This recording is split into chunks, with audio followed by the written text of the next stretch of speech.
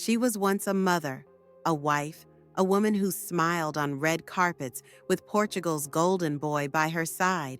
Now, she's a ghost, a trembling shadow of herself, locked inside a cell that reeks of bleach, mold, and something far worse, and slowly forgetting who she even is. Her name is Ruth, but inside the walls of Portugal's most feared women's prison, they don't call her that anymore.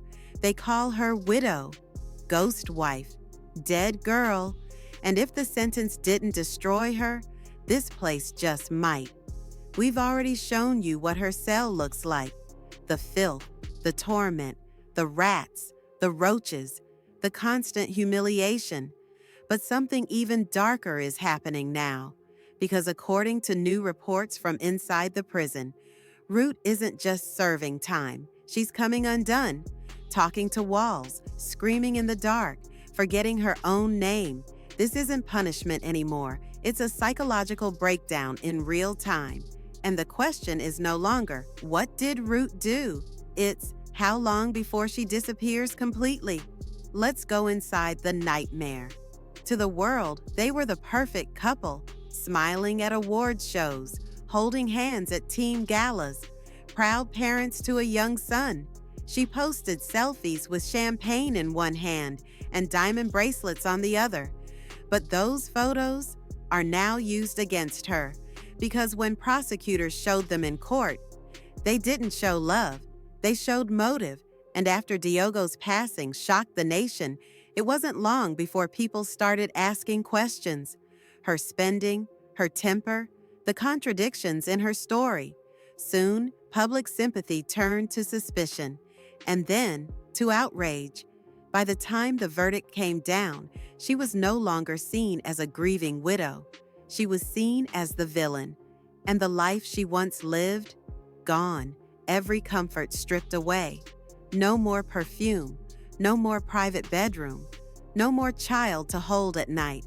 Just cold walls, foul air, and a mattress soaked in misery. But as devastating as the loss of her lifestyle was, it's nothing compared to what came next. Because when the prison doors slammed shut behind Ruth, that's when the real punishment began. And Cell Block D doesn't care who you were on the outside. They call it the end of the line. Cell Block D, it's where they send the women no one wants to deal with. Violent offenders, repeat rule breakers, mentally unstable inmates, and now, Ruth. The guards don't even use names on that block, just numbers, and hers is 44,692. Her cell is barely large enough to stretch out her legs, 6 feet by 9, concrete floors, rusted bars, a toilet with no seat, one flickering light bulb that buzzes like a dying insect, and that's when the power's even working. But the real horror isn't what you see, it's what you breathe. The air inside Cell Block D is thick with decay and despair, a mix of mildew, chemical residue, human waste, and stale sweat so dense it coats your throat. One prison officer described it like this: it crawls into your lungs and never leaves. The walls drip when it rains. The ceiling cracks with every thunderstorm. And when the wind blows just right, it carries the cries from the solitary unit. But that's not what breaks people. It's the sounds at night, coughing that turns into gasps, weeping that turns into shouting, fist fights, curses, sometimes prayers, most of them unanswered. There are no cameras in the cells, no panic buttons. If something happens, you're on your own, and that's exactly what they want. Because Cell Block D isn't about rehabilitation. It's about dismantling you, piece by piece. And for Ruth, the process has already begun.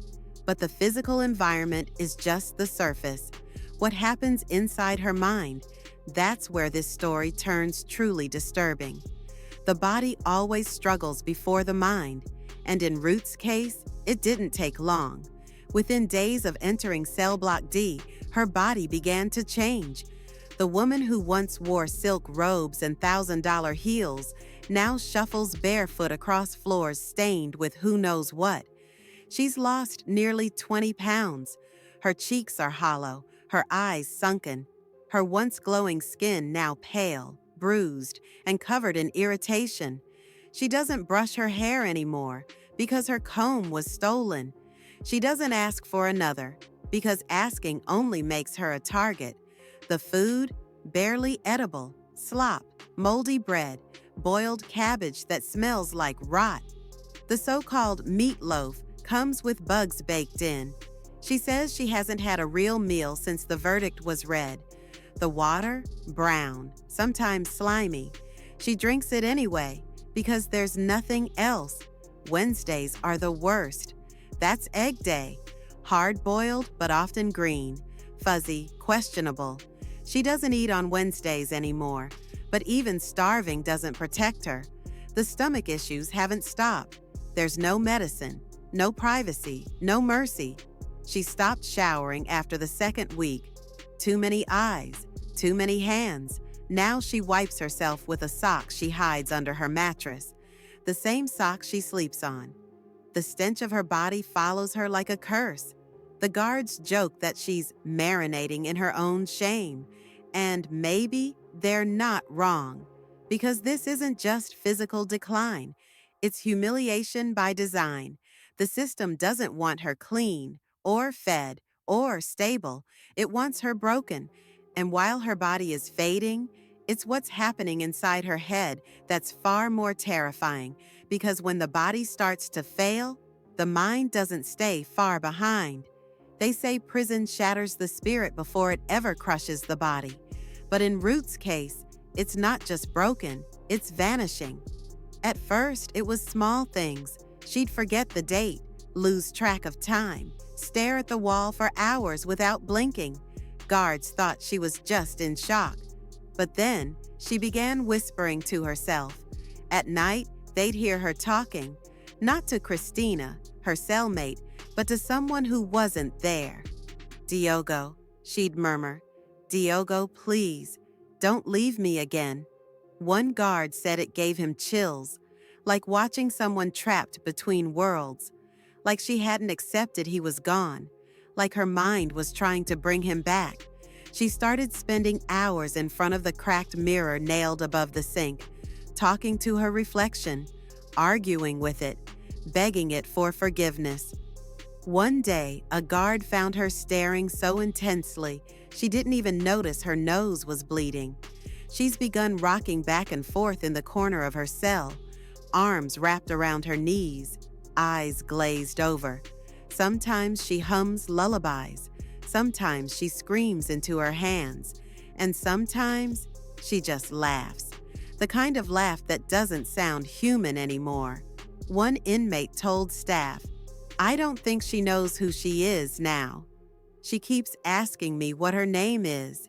Another claimed Ruth tried to eat a bar of soap, convinced it was a piece of birthday cake, and every week it gets worse. She's forgetting words. She's forgetting faces. She's forgetting how to be a person. Even the guards who once mocked her have started pulling back. "She talks to shadows now," one whispered. She thinks they talk back. Her mental state is so unstable, they've discussed moving her to psychiatric isolation. But there's one problem. That unit is full. And Ruth? She's still in cell block D, surrounded by chaos, filth, and silence that's only ever broken by cries. Her sentence was 15 years, but her mind might not survive the first 2. Let me know if you'd like me to continue editing from the line. And as her identity fades, a new terrifying version of Ruth is emerging.